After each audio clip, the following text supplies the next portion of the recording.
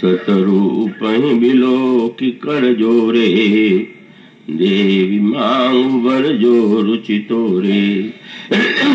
जो बरनाथ चतुर नृप मांगा, सोई कृपाल मुहि अति प्रिय लागा।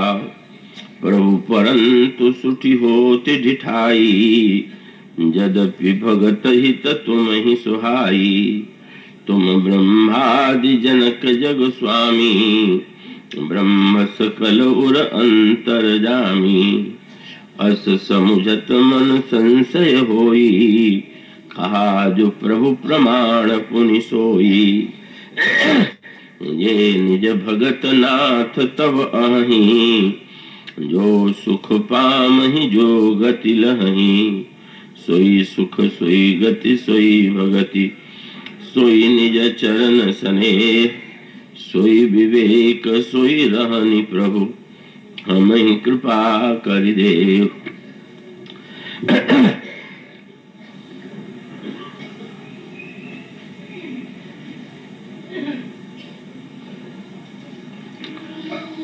भगवत कथा रसिक श्रोतावृंद और भक्तिमती देवियों,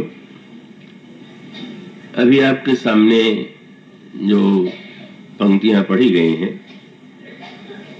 उसमें मनु और महारानी शतरूपा प्रभु के समक्ष खड़े हैं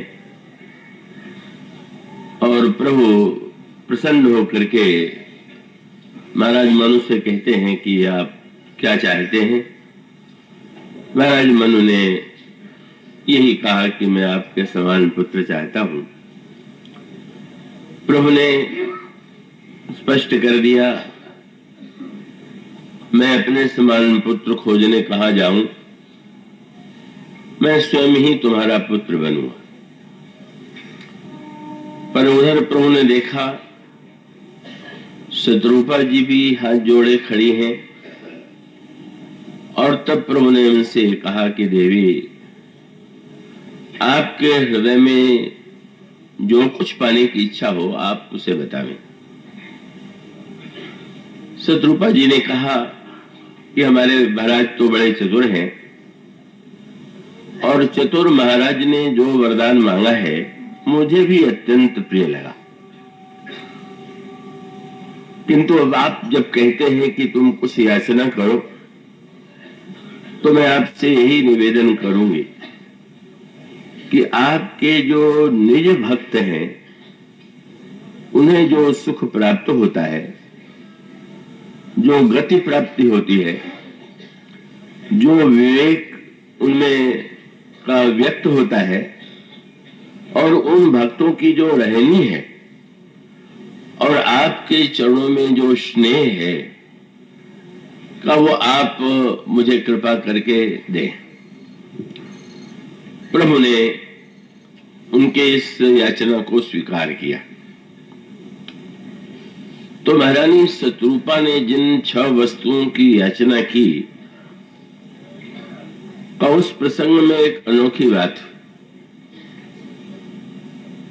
कि क्रम यही था कि उन्होंने कहा, सोई सुख सोई गति सोई भगति, सोई निज चरण स्नेह, सोई विवेक सोई रहनि प्रभु, हमें ही कृपा कर देव। प्रभु ने इन 6 जो उनकी 6 प्रकार की मांग थी उसे स्वीकार तो किया, लेकिन एक अनोखा वाक्य उन्होंने जोड़ दिया।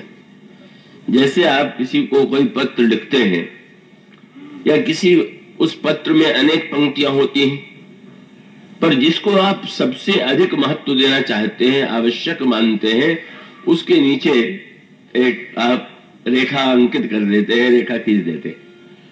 तो रेखांकित कर देने का अभिप्राय यह है कि ये वाक्य तो सबसे अधिक महत्वपूर्ण है।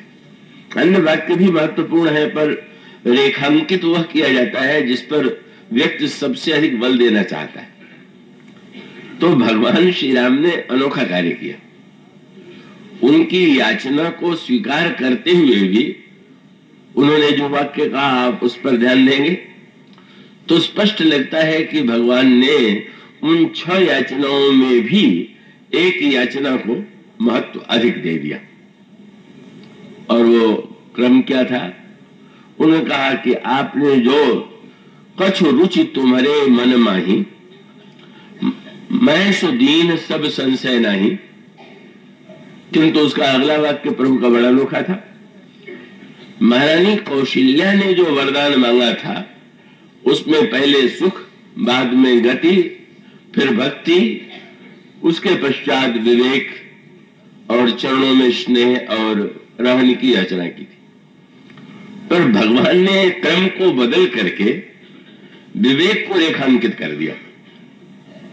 उन्होंने ये कहा कि आपने जो मांगा है वो मैं आपको दूंगा, लेकिन एक बात कि प्रभु का आप जब ध्यान से पढ़ेंगे तो उसका अभिप्राय है कि प्रभु उसमें मानो एक परिवर्तन कर देते हैं, संशोधन कर देते हैं। और वाक्य क्या था? प्रभु ने कहा, मां तू विवेक अलौकिक तोड़े, कबहु न मिटी अनुग्रह मोरे। मां मैं तुम्हें वरदान देता हूं कि तुम्हें ऐसा विवेक प्राप्त होगा कि जो विवेक जो है तुम्हारा कभी नष्ट नहीं होगा। अब अनोखी बात हो गई। शत्रुपा जी की मांग में सबसे पहली मांग है सुख। भगवान उसे देते हैं, लेकिन वो विवेक को सबसे अधिक महत्व दे रहे हैं। भगवान के द्वारा जो ये क्रम परिवर्तित कर दिया गया और विवेक पर इतना बल दे दिया गया कि प्रभु ने कह दिया कि ये सब देता हूं पर आपका विवेक कष्ट नहीं, आपका विवेक नष्ट नहीं होगा। तो उसके पीछे भगवान का क्या भाव था, और वह उत्तर बड़े महत्व का है। और ये है कि वस्तुतः इन 6 वस्तुओं में का विवेक को भगवान सर्वोच्च महत्व देते हैं। अब इसको यूं कहें कि व्यक्ति के जीवन की सर्वोच्च आकांक्षा सुख है। प्रत्येक व्यक्ति चाहता है कि हम जीवन में सुख प्राप्त करें, पर भगवान जब सुख से भी पहले विवेक की बात कहते हैं तो उसके पीछे निहित तात्पर्य क्या है? कि अगर व्यक्ति में विवेक का अभाव हो, विवेक तो आधार है, विवेक तो मूल है, और वो विवेक यदि उसमें नहीं है तो वो वस्तुतः सुख का सच्चा जो स्वरूप है न उसे समझ सकता है और न तो उसका सच्चा सदुपयोग कर सकता है। और इसका अभिप्राय यह है कि वस्तुतः यहाँ अगर आप गहराई से विचार करके देखेंगे तो स्पष्ट लगेगा कि भगवान विवेक को इतना महत्व क्यों देते हैं। अब सुख के पहले विवेक के का अभिप्राय यह है कि भाई सुख क्या है, क्या इसको लेकर के अनेक परिभाषाएं, और जिस व्यक्ति के सुख की जो परिभाषा है का वह भगवान से जब याचना भी करता है, का संसार से भी लोग वस्तुओं की याचना करते हैं और भगवान से भी सुख की ही इच्छा प्रकट करते हैं। पर सुख की इच्छा प्रकट करते हुए व्यक्ति के मन में जो सुख की परिभाषा है वो भगवान के सामने स्पष्ट कर देता है। क्यों? कमानो व्यंग्य ये है कि व्यक्ति को ये डर लगता है कि कहीं भगवान के सुख की अपनी कोई परिभाषा तो नहीं है, तो हमारी जो सुख की व्याख्या है, सुख की परिभाषा है, आप वही सुख मुझे दीजिए। प्रत्येक व्यक्ति ही चाहता है। और साधारण लोगों की बात तो क्या है, कदेवर्ष नारद के द्वारा इसी की ओर तो संकेत किया गया। कदेवर्ष नारद ने विश्व मोहिनी का सौंदर्य देखा और देख करके उनको ये लगा कि यह अद्वितीय सौंदर्य तो मुझे प्राप्त हो जाए, यह राजकुमारी मेरा वर्ण करे तो कितना अच्छा हो। और इस आकांक्षा की पूर्ति के लिए वे भगवान की दिशा में बढ़ते हैं और भगवान की ओर जाते हुए वो एक वाक्य उनके मुंह से मन में निकला, मैं कहां जाऊं। उतावलेपन में उन्होंने कहा, पर कहा कि मोरे ही तो हरिसम नहीं कहूं और यही अवसर सहाय सुर हो। मेरा हितैषी तो भगवान से बढ़कर के कोई नहीं है, अब इस अवसर पर वही मेरी सहायता करे।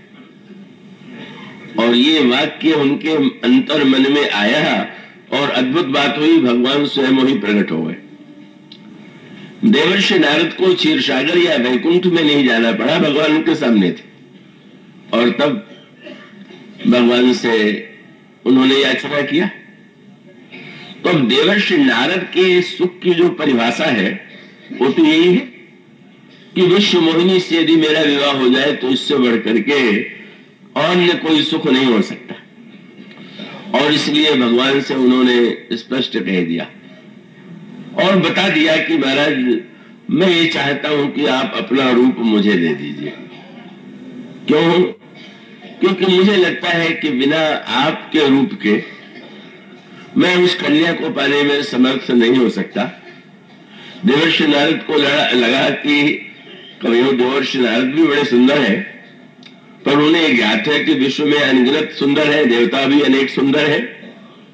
तो वो आशंका कि विश्व मोहिनी कहीं दूसरे का वर्ण तो नहीं कर लेगी, इसलिए सीधा कि वो भगवान सबसे अधिक सुंदर है, तो इनका सौंदर्य यदि मुझे मिल जाता है तो विश्व मोहिनी प्राप्त हो जाएगी।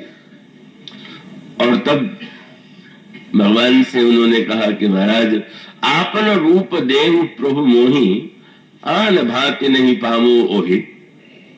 अब देवर्षि नारद के सुख की जो परिभाषा है, देवर्षि नारद भगवान के भक्त हैं, इसमें तो कोई संदेह ही नहीं किया जा सकता। पर उस समय उन्हें जो सुख की परिभाषा उनके अंतर मन में है, भगवान उसे स्वीकार करें कि अस्वीकार करें। और तब भगवान बड़ी अनोखी बात कहते हैं। भगवान ने कहा नारद मुझे बड़ी प्रसन्नता है कि तुम्हारे मन में ये इच्छा उत्पन्न हुई और साथ साथ तुमने मुझे ही इसके लिए मेरे पास ही मुझसे ही अनुरोध किया। तो प्रभु जो शब्द वाक्य कहते हैं उसको वो स्पष्ट संकेत कर देते। और संकेत यह था कि देवर्षि, अगर कोई रोगी व्यक्ति कुपथ्य मांगता हो तो कुपथ्य तो स्वादिष्ट होता ही, और वस्तुतः जितने रोग होते हैं वो स्वाद वृत्ति के कारण ही अधिकतर होते। तो अगर वैद्य से रोगी कुपथ्य मांगे तो उसे वैद्य देता तो नहीं है। और इसी तरह से मैंने भी तुम्हारा, जब तुम्हें हितैषी मानते हो तो मैं तुम्हारा हित करूंगा। भगवान कहते कुपथ मांगो रुज व्याकुल रोगी, और वैद्य न देय सुनहु मुनि जोगी, यही विधि हित तुम्हार मैं ठहूं, कहीं अस अंतर हित प्रभु भयो। और इसका अभिप्राय क्या कि जब देवर्षि नारद सुख की कल्पना विश्व मोहिनी के सौंदर्य में कर रहे हैं, तो नारद के जीवन में तो कुछ क्षणों के लिए ही, कुछ घंटों के लिए ही ये मनोवृत्ति आई। पर हम सब भी भगवान की जब प्रार्थना करते हैं, स्तुति करते हैं, तो सुख ही तो मांगते हैं। और जब ये कहा गया कि विश्व मोहिनी भगवान की माया है, तो उसका सीधा सा तात्पर्य है कि हम ईश्वर से भी यदि मांगते हैं तो माइक पदार्थ ही मांगते हैं। माया के द्वारा जो निर्मित वस्तु है, माया का जो आकर्षण है, वह ही हमारे जीवन में प्रमुख होता है। और जो माया के पदार्थ है, माया की विशेषताएं हैं, वही हमारे जीवन का उद्देश्य होती है। तो भगवान का सूत्र मानो यह था कि सुख और सब वस्तुएं तो मिलनी चाहिए, पर सबसे पहले विवेक यदि नहीं होगा तो विवेक शून्य होकर के उस समय देवर्षि नारद की जो स्थिति है कि वो विवेक में स्थित नहीं, और विवेक में स्थित नहीं है तो उन्होंने सुख की याचना की। और साथ साथ उन्होंने, उनका संकेत भी था कि आपका तो नियम है कि आप भक्तों की याचना और कामना को पूर्ण करते हैं, तो आप ऐसी स्थिति में जब आपसे मैं सुख चाहता हूं तो भक्त की इच्छा आप पूरी करेंगे कि नहीं करेंगे। एक बात तो बड़ी विचित्र सी लगती है, अच्छा मान लीजिए हमारे आप में से किसी के सामने भगवान आकर के वह वाक्य कहे जो नारद जी से कहा, तो आज भी पढ़ने वाले को आश्चर्य होता है कि भगवान स्पष्ट शब्दों में नारद से कह रहे हैं कि कुपथ्य जब रोगी मांगता है तो वैद्य नहीं देता। क्या नारद नहीं सुन रहे थे क्या? क्या ये नारद को समझ में नहीं आ रहा था कि भगवान कह रहे कि मैं नहीं दूंगा?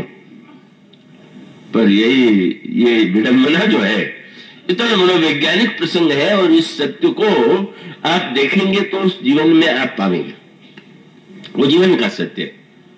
और इसका अर्थ ये है कि वस्तुतः हम जो जितना चाहते, चाहे आप गीता पढ़े, चाहे रामायण पढ़े, चाहे कोई धर्म ग्रंथ पढ़े, जो आप चाहते हैं आप वही पढ़ते हैं। और आप जितनी भी कथा सत्संग में जो जाएं, जो आप सुनना चाहते हैं उतने सुनते हैं। ये बड़ा कठिन कार्य है। ये नहीं कि वो रामायण का पाठ जो करते हो पूरी रामायण पढ़ते हैं, बिल्कुल नहीं। वो रामायण में भी उतना ही पढ़ते हैं जो उनको अपने मनोनुकूल लगता है, और वही अर्थ लेते हैं, वही उसी अर्थ से उन्हें प्रेरणा प्राप्त होती है, और वो अपने आप को ये मान करके बड़ा संतुष्ट करते हैं कि हम तो रामायण के अनुकूल ही है हमारा चिंतन। तो हम पूरी बात तो न, तो गीता भी तो भगवान का वाक्य है, रामायण भी तो भगवान का वाक्य है, और जो नित्य पाठ करते हैं, नवाह तक कर डालते हैं, उनको ही पूरी रामायण याद नहीं रहती। तो इसका अर्थ ये है कि वस्तुतः ये व्यक्ति की विडंबना ये है कि वो तो स्वयं अपनी कामनाओं से इतना आक्रांत है कि वो वह सुनता है जो सुनना चाहता है। बस यही हमारी मनोवृत्ति। वो बात तो मैं बार बार दोहरा देता हूँ, कहानियां तो मेरे पास बहुत कम है, पर वो संस्मरण, और पहले 2 चुनाव को पहले या 1 चुनाव को पहले भोपाल में चुनाव हुआ, तो एक सज्जन चुनाव में खड़े हुए, चुनाव में लोग अपना घोषणा पत्र बताते हैं कि किस उद्देश्य से खड़े हुए। तो उन्होंने ये, जब पत्रकारों ने जाके पूछा कि आपका घोषणा पत्र क्या है और आप चुनाव में क्यों खड़े हुए, तो उन्होंने कहा कि वो घोषणा पत्र कुछ नहीं है, कि भगवान ने मुझे स्वप्न में आदेश दिया कि तुम चुनाव में खड़े हो जाओ, तो मैं उनकी आज्ञा का पालन करने के लिए खड़ा हुआ। उन्होंने घोषणा किया, चुनाव हुआ तो बेचारे की जमानत जब्त हो गई। उनको बड़ा बुरा लगा कि भगवान ने स्वप्न में मुझे आदेश दे दिया, और क्या इसी हरवाने के लिए दे दिया क्या? तो उसका अभिप्राय क्या? वो जिन भगवान को देख रहे थे और भगवान का आदेश सुन रहे थे, वह तो उनके मन के ही निर्मित भगवान थे, और मन के द्वारा ही निर्मित भगवान की आज्ञा थी। कहीं उनके अंतःकरण में जो वासना रही होगी किसी समय लोगों के संदर्भ में, कहीं इसलिए वो भावना लेकर के वो सोए, उनका मन ही भगवान बन गया, उनके मन के भगवान ने ही आज्ञा दे दिया। और रामायण में तो इसका बड़ा विस्तृत विवेचन है। जब ये कहा गया कि रावण जब बंदरों से युद्ध करता है तो रावण के रूप में युद्ध नहीं करता, लिखा हुआ है कि ऐसे भी अवसर आते हैं कि जब रावण ने अपनी माया शक्ति के द्वारा प्रकटे हुए विपुल हनुमान, अनगिनत हनुमानों का निर्माण रावण ने कर दिया, और वो जितने हनुमान है सबके हाथ में पर्वत, और वो पर्वत लेकर के जब हनुमान के इतने रूप प्रकट हो गए तो बेचारे बंदर तो अब संत्रस्त हो गए। हम राक्षसों पर प्रहार करें पर हनुमान पर कैसे करें? कितना दार्शनिक ये संकेत। रावण हो, कुंभकर्ण हो, राक्षस हो, पर रावण की माया जब हनुमान के रूप में हो तो बंदर चकित हो जाते। और उससे भी बढ़कर के गोस्वामी जी ने जो सूत्र दिया और गंभीर, और ये है कि रावण ने हनुमान को ही प्रकट नहीं किया। अब हनुमान जी पर तो कोई प्रहार कर नहीं रहा है, जितने हनुमान दिखाई दे रहे हैं बंदर ढी रहे हैं, तो भगवान राम को बाण चला के उन हनुमानों को मारना पड़ा। भगवान राम और हनुमान जी का प्रहार करके उनको विनष्ट कर दें, वो वास्तविक हनुमान नहीं है, वो तो आकृति में दिखाई देते हैं, पर वो वस्तुतः रावण की माया। और उससे भी आगे बढ़कर के गोस्वामी जी ने लिखा कि एक ऐसा भी जब अवसर आया तो रावण ने अनेक और राम भी प्रकट कर दिए। वह उस लंका के युद्ध में राम ने कितने रूपों में दिखाई देने लगे, और कितना बड़ा सूत्र दिया हुआ है तो ये राम का स्वरूप इतना विचित्र है कि सो माया रघुवीर ही बाची, लक्ष्मण कपिल सो मानी सांची। इतने योग्य बंदर थे फिर भी वो निश्चित नहीं कर पाए और उनको सत्य प्रतीत होने लगा। ये हमारे आपके जीवन के लिए बड़े महत्व का सूत्र है। और ये सूत्र अगर लोग समझ लें तो भक्ति का जो सरल अर्थ हम लोगों ने ले लिया है, भक्ति अत्यंत सरल भी है और भक्ति अत्यंत कठिन भी। उसका अभिप्राय है कि हम तो किसी को भी भक्त, अपने को भी भक्त मान लेते हैं, दूसरों को भी भक्त मान लेते हैं, पर भक्ति का जो तत्व है वह तत्व यह है कि वस्तुतः जो हम समझ रहे हैं का ये क्षमता है कि नहीं। और तब वो बड़े महत्व का सूत्र है कि ऐसे अवसरों पर अगर भ्रम हो तो व्यक्ति भगवान का आश्रय लेकर के ही बच सकता है, नहीं तो व्यक्ति के ठगे जाने का, विनष्ट हो जाने का महान भय बना ही रहता है। इसका अभिप्राय यह है कि वस्तुतः हमारे मन की जो मोह की वृत्ति है, रावण अगर मूर्तिमान मोह है तो हमारे अंतःकरण का मोह ही कभी इन रूपों में हमारे जीवन में आता है और उसको पहचानने की क्षमता व्यक्ति में नहीं होती है। इसका अभिप्राय तो सीधी सी बात है, ग्रंथों में जब हम पढ़ते हैं तो उन्हीं पंक्तियों को पढ़ते हैं और वो हम सब भी तो रेखांकित करते हैं ना। जैसे भगवान ने विवेक को रेखांकित कर दिया तो हम लोग भी उस कला में कम निपुण थोड़ी है। हम लोग तो निश्चित रूप से जहां जहां अपने स्वार्थ का समर्थन हो वो रेखांकित कर देते हैं कि ये रामायण का सबसे बड़ा सिद्धांत यही है। तो देवर्षि नारद ने क्यों नहीं सुना? सुनने के लिए आवश्यकता है कि मन, जब आप सुने तो सुनने का नियम क्या है? क्या लगता तो यह है कि आप कान से सुनते हैं, पर वस्तुतः कान के साथ अगर मन संयोग न करे, मन सहयोग न दे तो आपको सुनाई नहीं देगा। और अगर कान और मन के साथ मन अगर लगा हो कान के साथ, मन से सुनाई भी दे जाए पर बुद्धि काम न करे तो आप सही अर्थ नहीं ले पाएंगे। ये थोड़ा प्रसंग यह तो जटिल सा है पर समझ नहीं होंगे। इसलिए रामायण में ये सूत्र दिया गया का हृदय और बुद्धि दोनों का सामंजस्य जीवन में परमावश्यक है।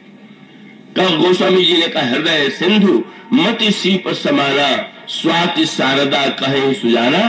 हृदय के समुद्र में जब वो कहते हैं बुद्धि की भूमि, और इसका सीधा सा तात्पर्य यह है कि जब विवेक शून्य व्यक्ति होगा तो जो मन नहीं लगाएगा वो सुनेगा नहीं, और विवेक अगर नहीं होगा तो व्यक्ति सही अर्थ ग्रहण नहीं कर सकता। तो नारद जी की स्थिति क्या है? भगवान ने जो ही कहा कि नारद मैं तुम्हारा हित करूंगा, उतना बात तो सुन लिया उन्होंने, और सुनने के बाद मन कहां चला गया? भगवान सामने थे। अब यहां आप इतने श्रोता बैठे हुए, यह आवश्यक थोड़ी है कि सब सुन नहीं रहे कथा। आप अनुभव स्वयं करते होंगे कि कभी कभी आप कथा में बैठे हुए हैं और आप सामने को लगेगा ये बोल रहे हैं वो सुन रहा है, और इतने जोर से वक्ता चिल्ला रहा है तो सुनाई दे रहा होगा, पर व्यक्ति तो कहां सुनता है। नारद मन से कहां चले गए? तो भगवान ने तो अब कह ही दिया कि अब तुम्हारा हित करेंगे। और तब कल्पना में वो दृश्य आ गया मन में कि अब स्वयंवर सभा हो रही है। उस स्वयंवर सभा में राजा आए हुए हैं, मैं भी भगवान का दिया हुआ रूप लेकर के बैठा हुआ हूँ। वो विश्वमोहिनी आ रही है, मेरे गले में जयमाल डाल रही है। भगवान दिखाई नहीं दे रहे हैं, दिखाई दे रही है विश्वमोहिनी और उसकी जयमाला। मानो उस समय देवर्षि नारद अगर विवेक में स्थित होते दोनों भगवान के वाक्यों का सही अर्थ लेते, अगर उनका मन सचमुच भगवान के चरणों में होता तो उन्हें सही सही पूरी बात सुनाई देती। और इसलिए सर्वश्रेष्ठ का सूत्र यही है कि जीवन में सबके मूल में विवेक जो है, जो वस्तु भगवान से याचना करनी चाहिए कि प्रभु जो है, इसलिए प्रभु ने क्रम बदल दिया और बदल ही नहीं दिया। प्रभु ने सचमुच वैसा ही व्यवहार कौशल्या जी से किया। तो कौशल्या जी से जो व्यवहार किया उसका आप देखेंगे, उसमें पहले प्रभु ने विवेक ही दिया। विवेक के बाद फिर सुख, ये क्रम आपको रामायण में मिलेगा। किस प्रकार से कर्मशास्त्र का जो ईश्वर है वो तो न्यायाधीश है, और न्यायाधीश के आसन पर बैठ करके जिस व्यक्ति ने जैसा कर्म किया है उसको वैसा परिणाम देता है। शुभ और अशुभ कर्म अनुहारी और देई ईश फल हृदय विचारी। जैसे एक न्यायाधीश न्याय करता है कि ठीक इसी प्रकार से वह न्याय करने वाला ईश्वर जो सृष्टि का निर्णय नियमन कर्म के द्वारा कर रहा है, पर भक्तों को इससे संतोष नहीं होता। भक्त कहते हैं भाई अब उस ईश्वर के पास उसके न्यायालय में जाना हमारे लिए संभव नहीं। और तब भक्त शास्त्र का अभिप्राय यह है कि भगवान से संबंध कैसे हो जाए, भगवान से नाता कैसे जुड़े। और यह जो महत्व का सूत्र है कि भाई वो लगता है उसे शायद कमजोर रही हो या नींद आ गई हो, तो भी गिरने पर भी कभी कभी ऐसा स्वर हो जाता है, तो दोनों से बचना चाहिए। तो अब वो जो ईश्वर है का भक्त जो है स्वाभाविक रूप से उसको कहता है कि ना, न्यायालय में मैं नहीं जाता, मैं न्याय की प्रार्थना लेकर के भी ईश्वर के पास नहीं जाता कि आप न्याय कीजिए। भक्त तो बस यही एकमात्र उपाय करता है कि किसी प्रकार से इनसे अपना निजी संबंध जोड़े। तो भक्त शास्त्र माने भगवान से संबंध जोड़ने की और उनसे निजत्व जोड़ने की जो पद्धति है वही भक्ति हो गई। और वो निजत्व जोड़ने का साधन भी क्या है? जब भगवान शबरी जी के आश्रम में गए तो शबरी जी के आश्रम में भगवान को देखते ही शबरी गदगद हो गई, चरणों को पकड़ लिया, चरणों को धो करके आसन पर बैठा दिया, आंखों में आंसू आ गए और व्याकुल स्वर में यही कहा कि एक तो मैं नीच जाति की हूँ, स्त्री हूँ, पढ़ी लिखी भी नहीं हूँ, बुद्धिहीन हूँ, तो आपकी तो स्तुति करते हैं ऋषि मुनि विद्वान वेदवंतों से, पर मुझमें तो कोई योग्यता नहीं, तो मैं किन शब्दों में आपकी स्तुति करूं? कहीं भी अस्तुति करूं तुम्हारी अधम जाति में जयमती भारी। भगवान ने कहा शबरी, मैं क्या जाति देख करके नाता जोड़ता हूं क्या? स्त्री है कि पुरुष है ये देखता हूं क्या? उन्होंने कहा 10 वस्तुओं से मुझसे नाता नहीं जोड़ सकता। और 10 वस्तुओं में सबसे पहले उन्होंने जाति का ही खंडन किया। उन्होंने कहा ये 10 वस्तुएं मुझसे, 10 वस्तुएं होने पर भी मेरा उससे संबंध नहीं होगा। जैसे संबंध जब कई लोग करते हैं तो देखते हैं कि ये बातें हो तो मेरा संबंध होगा। तो भगवान से अगर कोई संबंध जोड़ना चाहे तो भगवान की वस्तुओं को देखते हैं। भगवान ने 10 का खंडन कर दिया। जात, पात, धन, धर्म। उन्होंने कहा जाति का भी महत्व नहीं मेरे दृष्टि में, पंक्ति का भी नहीं, धन का भी नहीं और धर्म का भी नहीं। जात पात धन धर्म बढ़ाई, जाति पात कुल धर्म बढ़ाई, धन बल परिजन गुण चतुराई, भगत हीन सब सोहई कैसा, बिन जल वारिद देखे जैसा। तो इसलिए मैं बता देना चाहता हूं कि मेरे नाते का एक ही उपाय है। क्या? कह रघुपति सुनु भामिनी बाता, मानो एक भगति करना था। 10 वस्तुओं से मैं नाता नहीं जोड़ता, एकमात्र मैं भक्त देखता हूं, किस जाति का है, किस पंक्ति का है, किस कुल का है, किस धर्म का है, क्या धन है, क्या बल है, इसके कितने परिजन है, ये कुछ नहीं मुझे चाहिए। तो मानो वह सूत्र बड़े महत्व का है कि भगवान जो है जब संबंध जोड़ते हैं तो बस एकमात्र संबंध जोड़ने का सूत्र है भक्ति। और इसलिए अगर कोई व्यक्ति भगवान के निज में, अगर वो संविधान के अनुकूल और भगवान से व्यवहार चाहता है तो भगवान तो न्यायाधीश के रूप में वो विधान और न्याय कर ही रहे। पर अगर वह उन्हें निज बनाना चाहता हो तो उसका एकमात्र उपाय है भक्ति। और इसी का सूत्र तो आपको सर्वत्र मिलेगा। कब भगवान जब निर्गुण निराकार है तो उनसे तो किसी का क्या संबंध होगा? वो तो सर्वव्यापक होते हुए भी पूरी तरह से निर्लेप है, तटस्थ है। और भगवान अगर न्यायाधीश है तो न्यायालय में कोई संबंध नहीं होता। लेकिन भक्तों ने जब भगवान से अवतार लेने की प्रार्थना किया, अब आप यही देखेंगे, जब मनु ने भगवान को पुत्र बनाया तो उसका उद्देश्य यही तो था कि आप पुत्र बनकर के मेरे संबंधी तो बन जाइए। का वो मानव संबंध जोड़ने की जो प्रक्रिया है, और सारे रामचरितमानस में का ये ईश्वर से हमारा कैसे संबंध हो और कैसे ईश्वर को हम अपना निज बना लें और कैसे ईश्वर हमें अपना निज मान ले, यही रामायण का महामंत्र है। और ये सर्वत्र आपको यह निज शब्द जो है बार बार रामचरितमानस में दोहराया जाएगा। बार बार वह शब्द भक्तों के द्वारा, जब भी कोई भक्त बोलता है तो भगवान को किस भाषा में बोलता है? काशी भरत जी अत्यंत विनम्र है, लेकिन जब भगवान के विषय में उन्होंने एक वाक्य कहा तो दावे से कहा। उन्होंने यही कहा चित्रकूट की सभा में कि मैं ये नहीं दावा करता कि मैं ब्रह्म का तत्व जानता हूं, मैं ये नहीं जानता कि मैं ईश्वर की महिमा जानता हूं, मैं ये भी दावा नहीं करता कि मैं ईश्वर का प्रभाव जानता हूं, ईश्वर की अनंतता जानता हूं, पर एक वस्तु ऐसी है कि जिसको मैं दावे से कहता हूं तो मैं जानता हूं। और वो वस्तु क्या है? उन्होंने कहा वह जो उनका स्वभाव है वो मैं जानता हूं। और उसका अर्थ क्या है कि जिससे आपका परिचय नहीं, उसका प्रभाव जान सकते, पर स्वभाव तो बिना निकट पहुंचे जाने ही नहीं सकते। और इसलिए श्री भरत जी ने जो शब्द जोड़ा उसमें वही शब्द है। खड़े होकर के उन्होंने कहा मैं जानो।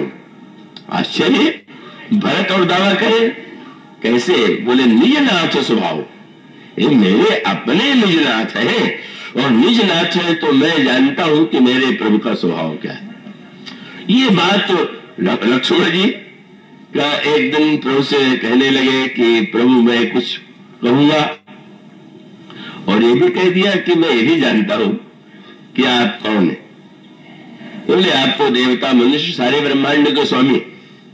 प्रभु ने मुस्कुरा करके देखा तो तुम मुझे ब्रह्मांड का स्वामी समझ करके मुझसे कुछ कहना चाह रहे हो?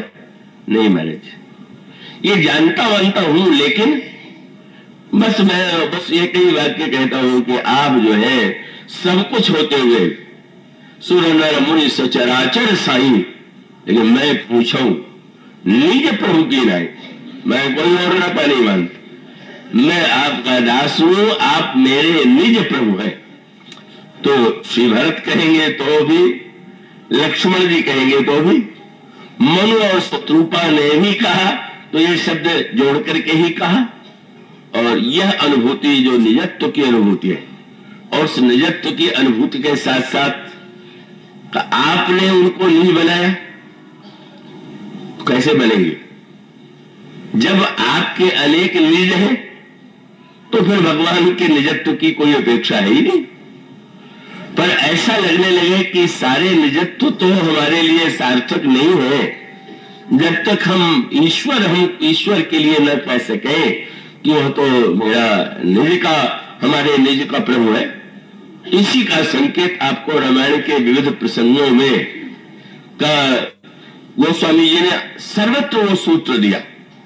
और सर्वत्र सूत्र, चाहे वो बड़ा से बड़ा कोई महापुरुष हो, महर्षि विश्वामित्र ब्रह्मर्षि है, भगवान को असुरों का विनाश करने के लिए मांगने के लिए आते हैं, और श्री राम और श्री लक्ष्मण को लेकर के चले बड़ी प्रसन्नता से। पुरुष सिंह दो वीर हर्षि चले मुनि भय हरण, कृपा सिंधु मति धीर अखिल विश्व कारण कारण। विश्वामित्र जी के साथ प्रभु चले जा रहे हैं। अचानक ताड़का राक्षसी सामने आ जाती है, और जब ताड़का राक्षसी आती है तो महर्षि विश्वामित्र संकेत करते हैं, इसी राक्षसी के पुत्रों के द्वारा और इस राक्षसी के द्वारा यज्ञ ध्वंस किया जाता है, आप इस पर बाण का प्रहार कीजिए। भगवान श्री राम ने बाण का प्रहार किया। चले जात मुनि दीन दिखाई, सुनि ताड़का क्रोध करी धाई। और सुनि ताड़का क्रोध करी धाई के पश्चात एक ही बाण प्राण हरि लीना, और दीन जानते निज पद दीना। और तब बड़ा अनोखा सूत्र है। तब ऋषि, बड़ा गोस्वामी जी कहते हैं कि महर्षि ने तब भगवान को पहचान लिया। तो बड़ा विचित्र विरोधाभास। भगवान को पहचान लिया, वो तो अपने आश्रम में ही यह मान के आए थे कि इन राक्षसों का विनाश ईश्वर के द्वारा होगा। उस ईश्वर ने राम के रूप में अयोध्या में जन्म लिया है। और अब गोस्वामी जी कहते हैं कि विश्वामित्र जी प्रभु को पहचान गए। तो क्या आप तक अंधेरे में थे क्या? नहीं, पहले भी पहचान गए थे, लेकिन एक शब्द जो था वो नहीं था, अब हो गया। क्या बोले? तब ऋषि निज नाथ ही जियती, निज शब्द नहीं जुड़ा था। कहिए विश्वामित्र जी को लगा कि ये मेरे अपने नाथ। एक अनोखी सी बात हो गई। ऋषि थे, ईश्वर को सहायता के लिए मान करके ले जा रहे थे, लेकिन लगने क्या लगा? तो प्राचीन परंपरा में स्त्री पर शस्त्र का प्रहार नहीं किया जाता था। एक सम्मान भगवान राम ने का विश्वामित्र जी ने अन्यत्र रामायणों में आता है कि भगवान राम ने थोड़ा सा संकोच प्रकट किया कि क्या तारका पर प्रहार करना उचित होगा। गोस्वामी जी इस पक्ष को स्वीकार नहीं करते, पर मानव संकेत यही है। और उसका अभिप्राय यह है कि भगवान ने गुरुदेव की आज्ञा को जब स्वीकार किया तो मानो महर्षि को यह लगा कि जैसे कोई अपना ही हो का, यह मानो हमारी इच्छा और यह निजत्व जो है आगे चल करके इसका विस्तार देखेंगे। और वह विस्तार मानो यह था कि जब महर्षि ने अनुभव कर लिया कि सबके लिए ही नहीं, मेरे ही इच्छा की पूर्ति के लिए मैंने प्रहार करने के लिए कहा, तो रंच मात्र उनको कोई संकोच नहीं हुआ और एक क्षण में प्रहार कर दिया। ये तो स्वयं हमारे अपने निज है। अब उनका संबंध जो है का निजत्व से जोड़ने के बाद वह उन्होंने किया जो निजत्व का आनंद है। गोस्वामी ने कहा, पहला कार्य क्या किया? आप किसी का बड़ा सम्मान करें। सम्मान करेंगे तो द्रव्य से भी कर सकते हैं, वस्त्र से भी कर सकते हैं, शब्दों से भी कर सकते हैं, लेकिन आप अपनी सारी संपत्ति जो है वो तो अपने संबंधी, चाहे पुत्र होगा या कोई भी होगा, उसी को देंगे। तो विश्वामित्र जी ने जो ही प्रभु को निज समझा, जो कुछ था दे दिया। वो स्वामी ये लिखते, तब ऋषि निज नाथ जी चीनी और विद्या निधि का विद्या दीनी, जाते लागन क्षुधा पिपासा, अतुलित बल तन तेज प्रकाशा, आयुध सर्व समर्पित प्रभु निज आश्रम आन, कन्न मूल फल भोजन दीन भगत हित जान। इसका अभिप्राय है ईश्वर का परिचय का अलग, ईश्वर के प्रभाव के पश्चात जब ईश्वर हमें अपना निज प्रतीत हो। और ये निज का सूत्र गोस्वामी जी सारे रामचरितमानस में देते। भगवान राम जनकपुर जाते, जनकपुरवासी स्त्री पुरुष दर्शन करने के लिए उमड़े पड़े हुए, और गोस्वामी जी को लगा कि जैसे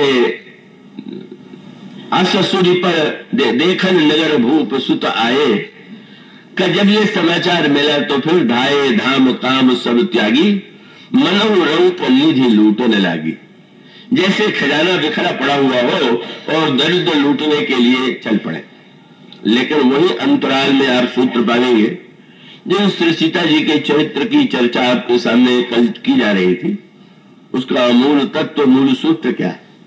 श्री सीता जी मानो मूर्तिमती भक्ति है, और मूर्तिमती भक्ति है। और भगवान कहते हैं कि मैं तो केवल भक्त का ही नाता मानता हूं, और इसका इससे बढ़कर के प्रमाण क्या होगा कि शबरी से प्रभु ने मां का नाता मान लिया, और शूर्पणखा भी तो प्रभु से नाता जोड़ने ही आई थी, तो वो तो बड़ा गहरा नाता जोड़ने आई थी, विवाह का प्रस्ताव लेकर के आई थी, तो प्रभु ने विवाह का प्रस्ताव तो स्वीकार कर दिया। यद्यपि आजकल तो वाक स्वतंत्रता का युग है, लिखने बोलने की स्वतंत्रता है। एक व्यक्ति ने लिखा कि लगता है कि राम में राजनीतिक बुद्धिमत्ता और दूरदर्शिता नहीं थी, नहीं तो शूर्पणखा के विवाह का प्रस्ताव अस्वीकार न करते, क्योंकि राम मगर उस समय तो बहुविवाह की प्रथा थी ही। अगर वो सीता जी के रहते हुए शूर्पणखा से विवाह कर लेते तो लंका और भारत का जो संबंध था वो बड़ा सुदृढ़ हो जाता। तो आजकल तो ये चिंतन की शैली हो गई है कि कैसे संबंध सुदृढ़ हो, तो उसमें एक भी सुझाव है। पर भगवान राम ने तो उस संबंध को स्वीकार नहीं किया, और इसलिए स्वीकार करने की बात क्या है, प्रभु ने तो सूत्र दे भी दिया। शूर्पणखा ने जब विवाह का प्रस्ताव किया कि कह करके कि मेरे समान कोई सुंदर नहीं है, सुंदरी मेरे समान नहीं और आपके समान कोई सुंदर नहीं है, तो मैं चाहती हूं कि आप मुझसे विवाह करें। उससे भगवान राम ने सबसे पहले सीता जी की ओर ये देखा। सीता ही चित कहीं प्रभु बाता। प्रभु को आश्चर्य हुआ, कोई मुझसे नाता जोड़ना चाहे और इनकी उपेक्षा करके, कितना बड़ी इसके बुद्धि की विडंबना। तो मुझसे नाता जोड़ना चाहती है और इनकी ओर देख नहीं रही, बल्कि वो मान क्या रही है कि यही सुंदरी तो बाधक है।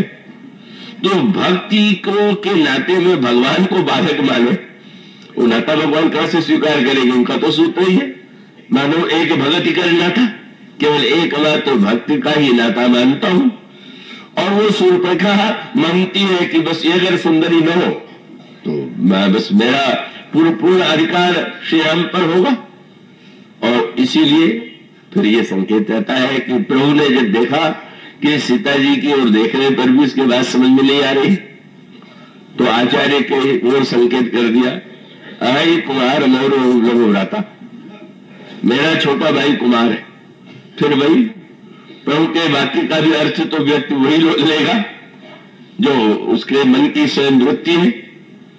भगवान जब कुमार कह रहे थे तो उसमें व्यंग्य था, और शूर्पणखा विवाह के लिए वैध है, तो ये भूल गई कि ये कुमार शब्द का प्रयोग किस संदर्भ में किया गया। संदर्भ क्या है? शूर्पणखा ने अपना परिचय देते हुए कहा कि आज तक मैंने विवाह किए नहीं, ताते अब लग रहे कुमारी। उसका विवाह भी हो चुका था, उसके पति का वध स्वयं रावण ने किया था। जो लोग संबंध की दृढ़ता की बात करते हैं तो रावण का संबंध तो स्पष्ट ही। शूर्पणखा का विवाह जिससे किया उसका सिर भी काट लिया। लेकिन ऐसी स्थिति में जब उसने कहा मैं कुमारी हूं और प्रभु ने कहा कि मेरा छोटा भाई कुमार है, तो इतना बड़ा साहित्यिक व्यंग्य था कि अगर वो वासना तो न होती तो समझ लेती। और इसका अभिप्राय कि तुम्हारे लंका की भाषा में अगर कुमारी की यही परिभाषा है तो ऐसे कुमार लक्ष्मण भी, अगर पत्नी पति का न होना कुमारी है तो यहां भी पत्नी नहीं है। तो एक तो साहित्यिक एक व्यंग्य था, उसने श्री राम के व्यंग्य को नहीं समझा, क्योंकि वाल्मीकि जी कहते परिहास विचक्षणा, परिहास को समझने में वो निपुण नहीं थी। और श्री लक्ष्मण जी ने भी जब शूर्पणखा को देखा तो तुरंत देखा हुआ, उन्होंने तो भक्त शास्त्र की सारी बात सिद्धांततः रख दिया और यही कहा सुंदरी सुंदरी। तो सुंदरी शब्द सुन के प्रसन्नता तो हुई, क्योंकि श्री राम ने तो एक बार भी सुंदरी देखा। पर सुंदरी कहने के बाद जब देखा कि शूर्पणखा मेरी ओर, लक्ष्मण मेरी ओर नहीं देख रहे हैं, दिखाई क्या पड़ा? पर सीता चिता, प्रभु ने तो सीता जी की ओर देखा और गई लक्ष्मण रिपु भगनी यानी प्रभु विलोक। देख रहे हैं श्री राम की और शूर्पणखा से कह रहे हैं सुंदरी। सोचने लगी, कहता है सुंदरी तो कम से कम बड़े भाई से तो थोड़ा रसिक है, ये कम से कम सुंदरता का सम्मान तो दिया, पर ये क्या सम्मान हुआ कि सुंदरी मांगा और मेरी ओर देख ही नहीं रहा है। और नहीं देख रहा है तो लक्ष्मण जी मनी होना से इसका अभिप्राय था कि जब तक मैं नहीं देख रहा हूं तभी तक तुम सुंदरी हो, जब मैं देख लूंगा तब ये तुम्हारा रूप बदल जाए। और सचमुच जब उन्होंने देख लिया तब तो बेचारी कुंपई हो गई। और तब भगवान ने यही कहा था कि सुंदरी सुनो मैं उनकर दासा, पराधीन नहीं तोड़ सुपासा। कितनी बड़ी बात कह दी। तुम ईश्वर को छोड़ करके जीव के पास आई, ईश्वर को छोड़ करके जीव का वर्ण करना चाहती हो। और जीव और ईश्वर में क्या अंतर है? बोले परमस जीव सरस भगवंता, जीव अनेक एक श्रीकंता। यही चौपाई जो है मूल सिद्धांत है। जीव परतंत्र है और ईश्वर स्वतंत्र है। ईश्वर एक है और जीव अनगिनत है। वो श्रीकांत जो है अनगिनत जीवों के स्वामी। लक्ष्मण जी का तात्पर्य था सुंदरी वो जो है मैं पराधीन, वो परम स्वतंत्र है। और उसके साथ साथ दूसरे बड़े महत्व का संकेत यह था कि अनगिनत जीवों के वो स्वामी है। तुम अगर समर्पण भाव से, भक्ति भावना से उनके चरणों में अर्पित होना चाहो तो उन्होंने व्यंग्य की भाषा का भी प्रयोग किया। प्रभु समर्थ कौशलपुर राजा, जो कछु करहि उन्हें सब छाजा। मानो व्यंग्य भी है और वो तत्व भी है कि वस्तुतः ईश्वर को पाने के लिए जिस भक्ति की, जिस समर्पण की वृत्ति चाहिए, उसका अभाव लेकर के जब तुम नाता जोड़ना चाहती हो तो लंकाधिपति की बहन थी, इतना ऐश्वर्य, इतना का सब कुछ होते हुए भी मानो सूत्र यही है कि ईश्वर तो भक्त के माध्यम से ही नाता जोड़ता है। और इसीलिए इस प्रसंग में भी आप एक सूत्र पाएंगे कि भगवान राम जब मनु के सामने प्रकट हुए तो अकेले नहीं आए। मनु यही कल्पना कर रहे थे कि वो ईश्वर का दर्शन करेंगे तो अकेले ही होगा, एकमेव अद्वितीय।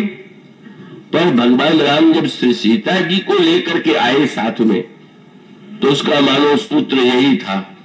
वो तो अंतर्यामी हो, जानते हैं कि मन क्या मांगेंगे, और उनका अभिप्राय यह है कि अगर नाता जोड़ना है तो बिना भक्ति के नाता कैसे जुड़ेगा। इसलिए मानो साक्षात भक्ति देवी को साथ में लेकर के आए थे। इसका एक उपसंहार दूसरे प्रकार का है, बड़ा गंभीर प्रसंग है कि जब लंका के युद्ध में रावण मारा गया और महाराज दशरथ जो है स्वर्ग से आए श्री राम के पास उनके दर्शन के लिए, वहां गोस्वामी जी ने एक अनोखा सूत्र लिखा है। मैं आशा करता हूं आप दोनों के अंतर को समझेंगे।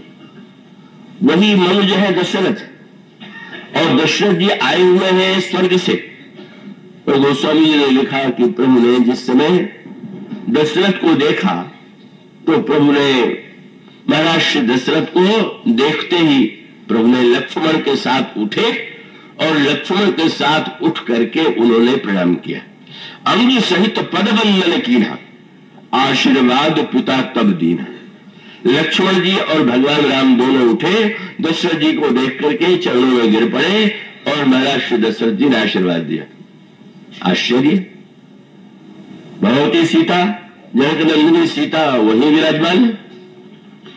प्रभु ने और लक्ष्मण जी ने प्रणाम किया तो क्या ये शिष्टाचार के अनुकूल नहीं था कि सीता जी भी जाकर के महाराज दशरथ को प्रणाम करें? ये तो बड़ी आश्चर्य की बात है कि श्री सीता जी वहां जाए ही नहीं। पर इसका जो आध्यात्मिक संकेत है वो बड़ा गहन है। और आध्यात्मिक संकेत ये है कि वह प्रसंग मन के सामने जब आए तो लीला का विस्तार था, और आज जब वो हो रहा है तो लीला समेटने जा रहे हैं। और इसका अभिप्राय क्या? लीला का विस्तार था तो भक्ति को लेकर के आए, और लीला को समेटना था तो भक्त देवी को रख करके वैराग्य को लेके आए। और उसका अभिप्राय मानो यह था कि पुत्र बनाना चाहते तो पुत्र बनाना चाहते हैं तो मानो एक भगत करना था, पुत्र बने भी। लेकिन नाटक में आपने किसी को पुत्र बनाया और वो बन गया और उसका पूरा आपने आनंद लिया, लेकिन पर्दा गिर जाने के बाद भी बेटा बेटा कर करके उसको पुकारने लगे और उससे कहे कि तुम्हारा कर्तव्य है कि तुम मेरी सेवा करो, तो ये तो बुद्धिमत्ता की बात नहीं। महाराज दशरथ ने पुत्र बन करके उसका आनंद लिया, और आनंद लेने के बाद अब वो तो शरीर जब छूट गया तो मानो वह लीला समाप्त हो रही। तो मानो भगवान यह समझ गए कि इस समय जो स्थिति है वो ज्ञान और वैराग्य की होनी चाहिए, और यही उन्होंने किया।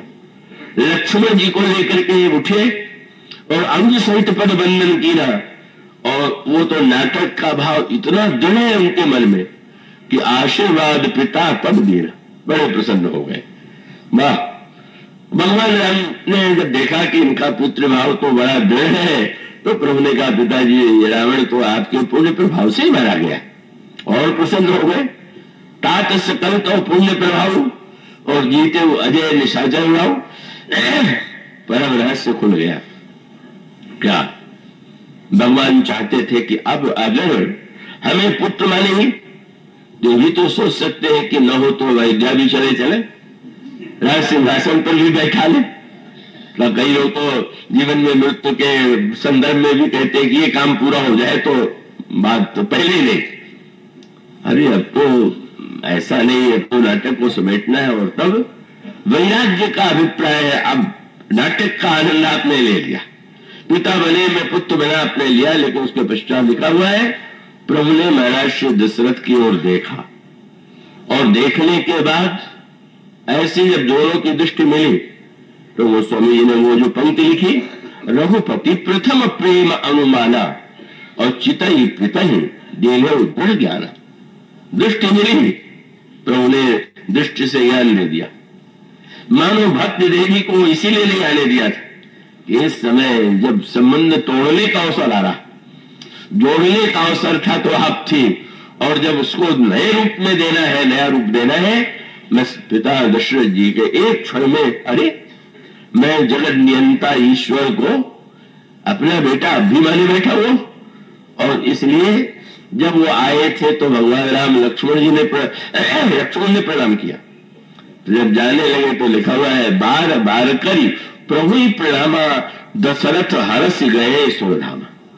प्रभु को प्रणाम किया, प्रभु आपने बड़ी कृपा किया, आप पुत्र बने और पुत्र बन करके आपने मेरे प्रति इतना स्नेह प्रदर्शित किया, मैं आपके चरणों में नमन करता हूं। तो मानो मूल सूत्र यही है कि भगवान से जो नाता जुड़ता है वह नाता जुड़ने का एकमात्र सूत्र भक्ति को छोड़ के और कुछ नहीं। और उसमें व्यंग के स्वर में कहे क्यों कह सकते हैं कि मन के सामने जब प्रकट हुए तो वो तो जानते थे कि पुत्र बनने के लिए कहने वाले हैं, तो सीता जी को इसने लेकर के आए कि अभी तो आपने मुझसे कह दिया है कि आपके समान पुत्र मिले, और जब पुत्र मैं बन जाऊंगा और पुत्र बनूंगा तो धीरे धीरे अवस्था, किशोरावस्था, युवावस्था की, तब आपको चिंता हो जाएगी कि मेरे पुत्र के योग्य कोई ऐसी कन्या हो जिससे विवाह करूं। तो वो खोजना भी तो बड़ा संकट, मैं इनको स्वयं लिए आता हूं, आपको खोजने का कष्ट करने की आवश्यकता नहीं है। और उसका सूत्र यही है। और पूरा जो यह प्रसंग है उस प्रसंग में श्री सीता मानो मूर्तिमती भक्ति है। और भक्ति के संदर्भ में अगर आप कुछ प्रसंगों पर थोड़ा इसका विस्तार है, तो श्री सीता जी पुष्पवाटिका में श्री राम को जब देखती हैं तो उसमें साधना का क्रम है, कैसे उसका प्रभाव सुनने के बाद उसको देखने की आकांक्षा के बाद संबंध जोड़ने की इच्छा, ये सूत्र आपको उस भक्ति देवी के संदर्भ में ही मिलेगा। श्री सीता जी पार्वती जी का पूजन कर रही है पार्वती जी के मंदिर में, का उसी समय एक सखी ने उस वाटिका में श्री राम को देखा, लक्ष्मण को देखा, और देखते ही वो बिल्कुल ऐसी विह्वल हुई, इतने भाव में सराबोर हो गई कि वो आती है। आने के पश्चात जब सखियों ने उसकी दशा को देखा तो सखियों ने उस दशा को देख करके प्रश्न किया, तासु दशा देखी सखिन पुलक गात जल नयन कहु कारण निज हरस कर। क्या इतना आनंद तुम्हें मिला? मानो पहले सरोवर में स्नान, बाद में पार्वती जी का पूजन, ये भक्त की साधना का क्रम है। ये सरोवर क्या है? बाधे घाट मनोहर चारी संत हृदय। पहले संतों की वाटिका में जाइए, सत्संग संतों के हृदय के सरोवर में स्नान कीजिए, और भगवती पार्वती मूर्तिमती श्रद्धा युक्त अंतःकरण से पूजन, और पूजन के बाद तब सुनिए कथा। उसका अभिप्राय यह है कि बिना सत्संग की भावना लिए, श्रद्धा की भावना लिए अगर आप सुनेंगे तो सुन करके भी वो रस व आनंद नहीं प्राप्त होगा जो वहां प्राप्त होगा। और निकली बाहर और तत्काल कथा सुनाती है, देखन बाग कुंवर दुई आए, बै किशोर सब भांति सुहाए, श्याम गौर किम कहो बखानी, गिरा अनैन नैन बिनुबानी। एक बड़ा उसका विस्तार से उसकी व्याख्या का प्रसंग नहीं है, यही कहा कि वो अनिर्वचनीय है। तो ब्रह्म अनिर्वचनीय है, उसका सौंदर्य अनिर्वचनीय है, ये तत्वतः सत्य है। किंतु अब क्या उत्पन्न होगा? यही है क्रम भक्ति साधना का। सीता जी के हृदय में उसका वर्णन सुन करके दर्शनों की उत्कंठा, ये उत्कंठा जो है मन के प्रसंग में भी, ये जो साधना है, साधना का उद्देश्य क्या है? क्या साधना से भगवान मिलते हैं क्या?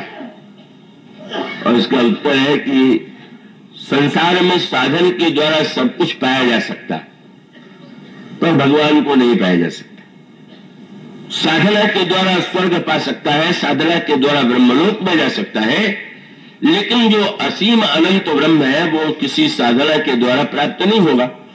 साधना के द्वारा प्राप्त होने का अर्थ है कि ईश्वर का कोई मूल्य है, निश्चित है, और तब भक्त साधन क्यों करते हैं? साधन करने का उद्देश्य क्या है? और इसका उत्तर यही है कि जैसे आपको डॉक्टर ये सलाह दे कि जरा व्यायाम कीजिए, जरा टहला कीजिए और व्यायाम कीजिए, क्यों? कि उस व्यक्ति को मंदाग्नि है, और उस मंदाग्नि में अगर भोजन भी करेगा तो उसको स्वाद भी नहीं आएगा, पचेगा भी नहीं।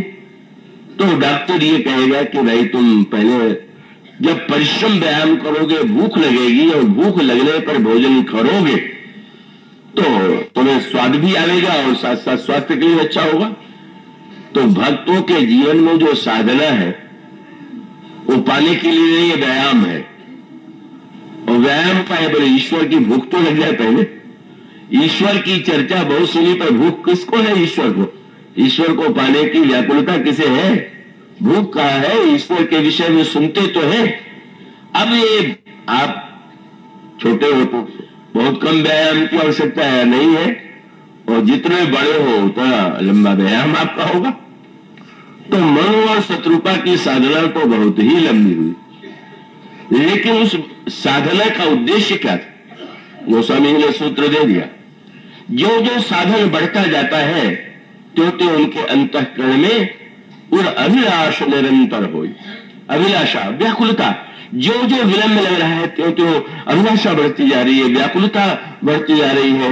यही व्याकुलता जब पराकाष्ठा पर पहुंचती है तब उनके समक्ष श्री राम और श्री सीता प्रकट होते हैं।